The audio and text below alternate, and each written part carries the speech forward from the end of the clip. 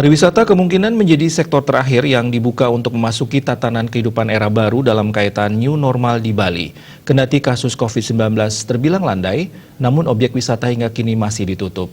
Gubernur Bali bahkan sudah meminta Dinas Pariwisata untuk menghentikan aktivitas pada objek wisata yang belakangan dikabarkan buka kembali.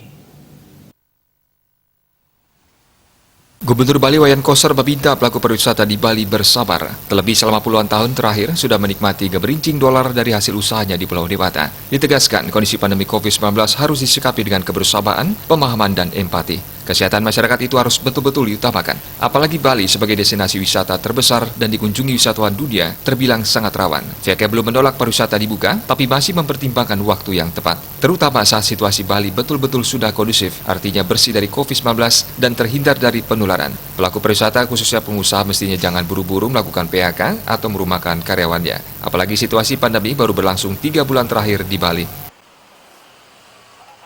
Bali Pos melaporkan.